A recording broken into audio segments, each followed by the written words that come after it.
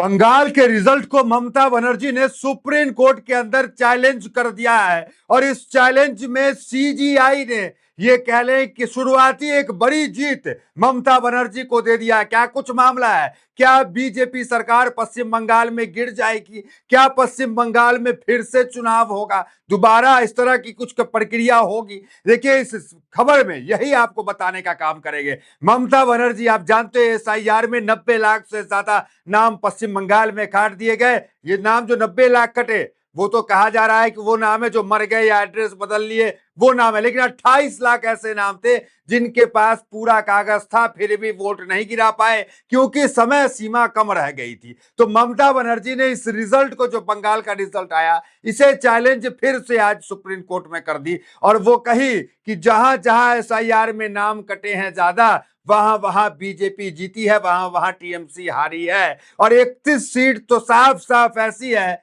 जहां एसआईआर की वजह से बीजेपी की पूरी पूरी जीत हुई। यह आरोप ममता बनर्जी ने सुप्रीम कोर्ट के सामने रखा। और एक बयान आपको याद दिलाना चाहते हैं, सीजीआई सूर्यकांत और जस्टिस जयमाला बागची ने क्या कहा था? जयमाला बागची ने यह कहा था, अगर जीत का अंतर एसआईआर के कटे वोट से कम हो तो हम इस नतीजे पे हस्तक्षेप करेंगे, इस नतीजे को हम खुद देखेंगे। तो अब 100 कुछ सीटें ऐसी निकल गई हैं जहां एसआईआर में नाम ज्यादा कट गया, लेकिन बीजेपी की जीत का मार्जिन उससे कम है। तो अब सवाल उठता है कि क्या फिर से जयमाला बागची चुनाव करा देंगे पश्चिम बंगाल में? हेडलाइंस देख लीजिए क्या कुछ, और ममता की किस प्रकार से जीत जो है सुप्रीम कोर्ट के अंदर हुई। आखिर में जागते हुए सीजीआई ने क्या आदेश दे दिया और ये लड़ाई का रुख अब क्या होगा, ये आपको बताएंगे। हेडलाइंस देखिए क्या है। ममता बनर्जी 31 सीटों पर वोटर लिस्ट को सुप्रीम कोर्ट में देगी चुनौती, क्या बदल जाएंगे बंगाल के चुनाव परिणाम? ये प्रभात खबर की हेडलाइंस है। दूसरा देखिए जागरण की, 31 सीटों पर जीत के अंतर से ज्यादा नाम एसआईआर में हटाए गए, टीएमसी की दलील पर सुप्रीम कोर्ट ने क्या कहा। तीसरा हेडलाइंस देखिए, उसमें भी यही है कि 31 सीटों पे जीत का अंतर एसआईआर में कटे वोटों से कम है। तो हर तरफ हेडलाइंस जो है, ब्रेकिंग न्यूज चल रहा है कि ममता बनर्जी ने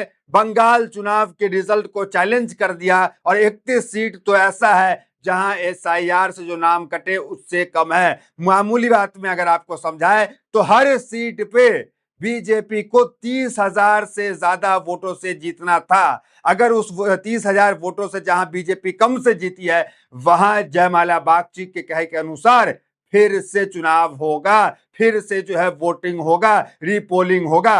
अब होगा नहीं होगा ये तो वो जानेंगे, लेकिन बयान तो उन्होंने दिया था कि प्रभावित माना जाएगा और हम इस पे हस्तक्षेप करेंगे। अब क्या हस्तक्षेप करेंगे आगे आपको बताते हैं क्या है। देखिए पुरानी हेडलाइंस दिखाते हैं क्या कहते बागची ने कहा था, अगर 10% लोग वोट नहीं करते और जीत का अंतर सुप्रीम कोर्ट ने बताया वह कब चुनावी नतीजे में दखल देगा। तो आगे हम सीधे आपको पुरानी हेडलाइंस जो है जो सुप्रीम कोर्ट ने कहा था वो बताते हैं जयमाला बागची का। फिर आते हैं कि सूर्यकांत ने नया क्या आदेश दे दिया। देखिए 13 अप्रैल को कोर्ट कहा था कि जीत के अंतर से ज्यादा वोटर वोट नहीं डाल पाए तो दखल देंगे। सुप्रीम कोर्ट ने 13 अप्रैल ने कहा था कि चुनाव परिणाम में तभी दखल दिया जाएगा जब बड़ी संख्या में मतदाता बाहर किए गए हो और वह संख्या जीत के अंतर को प्रभावित करती हो। जस्टिस बागची ने आयोग से कहा कि मान लीजिए कि जीत का अंतर 2% और 15% मतदाता वोट नहीं डाल सके तो उन्हें इस पर सोचना होगा। यह चिंता का मामला हो सकता है। यह मत समझिए कि बाहर के किए गए मतदाताओं का सवाल हमारे दिमाग में नहीं है। क्या कहा था उस वक्त सीजीआई सूर्यकांत ने कि अगली बार वोटिंग कर लीजिएगा, लेकिन अंतर अगर कम हो गया उससे तो हस्तक्षेप करेंगे, ये बात कोर्ट ने कहा था। इसी मामले को लेकर ममता सुप्रीम कोर्ट गई और आज एक शुरुआती जीत ममता बनर्जी को मिलती हुई नजर आ रही है। देखिए क्या हेडलाइंस है, भाजपा ने 128 सीटें 30,000 से कम मार्जिन पर जीती है। और एसआईआर के अनुसार जिस तरह से 90 लाख नाम कटे, उसमें आप नापेंगे तो दिखेगा कि हर विधानसभा में तकरीबन 30,000 नाम जो है कटे हैं। इसलिए हम कह रहे हैं कि बीजेपी को हर विधानसभा में कम से कम 30,000 वोट से ज्यादा से जीतना था। अगर कम से जीती है तो उस पर सुप्रीम कोर्ट हस्तक्षेप करेगा, उन्हीं के बयान के अनुसार है। आगे आइए, आगे आपको हम दिखाते हैं कि किस तरीके से फायदा जो है यहां पर बीजेपी के हुआ। देखिए बीजेपी की 130 सीटें बढ़ी, टीएमसी को 135 सीटों का नुकसान हो गया। मतलब एसआईआर से बीजेपी को 130 सीटें बढ़ गई और 135 का नुकसान इधर इनको हो गया। जयमाला बागची का बयान आपको बता दिया। अब आते हैं अंत में कि सुप्रीम कोर्ट ने किस तरीके की शुरुआती जीत ममता बनर्जी को दे दी, जो हम कह रहे हैं जरा वो देखिए। सुप्रीम कोर्ट अब आगे क्या होगा, क्या कहा देखिए। जस्टिस सूर्यकांत और जस्टिस जयमाला बागची की बेंच ने ममता बनर्जी की दलीलों को सुनने के बाद उन्हें नए सिरे से आवेदन करने की छूट दी है। मतलब कुछ घोटाला, कुछ गड़बड़ तो लगा, क्योंकि बागची वो जयमाला बागची है वो तो कह चुके थे कि अंतर जो है वो ज्यादा होना चाहिए, और 100 कुछ सीट ऐसे बीजेपी की है जहां अंतर कम है भाई। देखिए क्या कहा गया सुप्रीम कोर्ट के द्वारा। जस्टिस सूर्यकांत और जस्टिस जयमाला बागची की बेंच ने ममता बनर्जी की दलीलों को सुनने के बाद उन्हें नए सिरे से आवेदन करने की छूट दी है। चुनाव आयोग ने इन दलीलों को विरोध करते हुए कहा है कि अगर किसी को चुनाव नतीजों पर आपत्ति है तो इसे इलेक्शन पिटीशन दायर करनी चाहिए।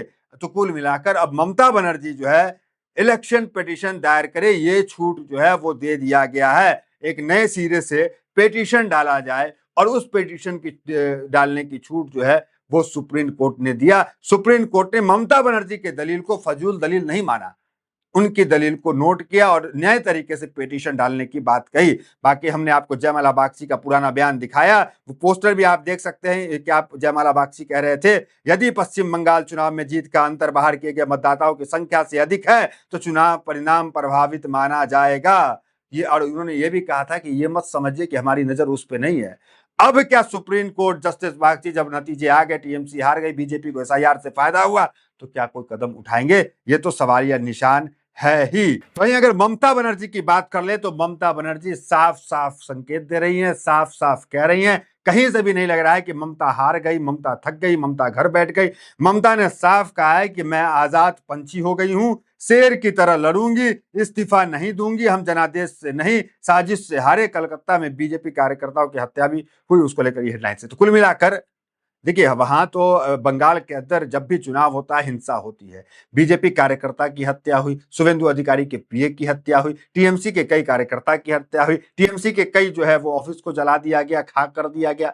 ये तमाम चीजें तो हुई, और इस तमाम चीजों में कहीं ना कहीं गृह मंत्री अमित शाह पूरी तरीके से फेल रहे। कितने लाख जो है वो केंद्र के बल उतरे, लेकिन उसका भी कोई असर वहां देखने को नहीं मिला कि वो जो है घटना जो क्रम जो है वो रुक जाए। जीत का जश्न ऐसा हुआ कि विपक्ष के जो है वो उड़ा दिए गए, उनके ऑफिस, उनके दफ्तर को, ये तमाम चीज देखने को मिला। मतलब अब ये समझ में आ रहा है कि ममता बनर्जी कहीं से भी पीछे नहीं हट रही हैं, पीछे नहीं रुक रही हैं। एक पल को ऐसा लगा था कि ममता न तो अब विधायक है, ममता न तो मुख्यमंत्री है, तो ममता अब क्योंकि उम्र भी हो चली थी तो अब आराम फरमाएंगी। लेकिन कहीं से भी ऐसा नहीं लग रहा है कि ममता आराम फरमाएगी। ममता को जयमाला बागची का वो बयान याद था, इसलिए ममता फिर से जो है चुनाव कराने की मांग, रिजल्ट को जो है जो वो चैलेंज करना जो है करके वो सुप्रीम कोर्ट पहुंच गई थी। देखिए एक उदाहरण से आपको हम समझाना चाहते हैं कि कैसे चुनाव प्रभावित हो सकता है, बंगाल का नतीजे प्रभावित हो सकते हैं बंगाल के। देखिए मान लीजिए विजेता को 1 लाख वोट मिले और निकटतम प्रतिद्वंदी को 95,000 वोट, तो मार्जिन हुआ 5,000 वोट।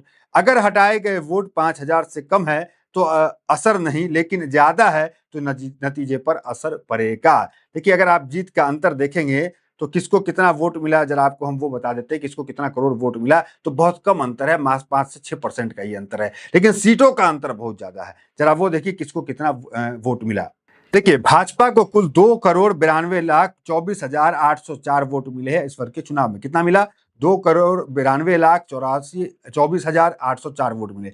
टीएमसी को जो है 2,60,13,370 वोट मिले। बीजेपी को टीएमसी से 32,11,427 ज्यादा वोट मिले, यानी 293 सीटों के हिसाब से भाजपा को हर सीट पर औसतन 10,960 वोट ज्यादा मिले हैं, जो कि 10,000 नहीं 30,000 का अंतर होना चाहिए था। तो ये कुल मिलाकर ये कहना है कि जो प्रतिशत था वो महज 5 से 6% था। एक तरफ 2,92,00,000 वोट मिला है, एक तरफ जो है 2,60,00,000 के आसपास जो है वोट टीएमसी को मिला है। राज्य में स्पेशल एसआईआर से कुल 91,00,000 वोट कटे, यानी हर सीट पर औसत 30,000 वोटों के नाम काटे गए। कुल 293 सीट में 176 पर जीत का अंतर 30,000 से कम है।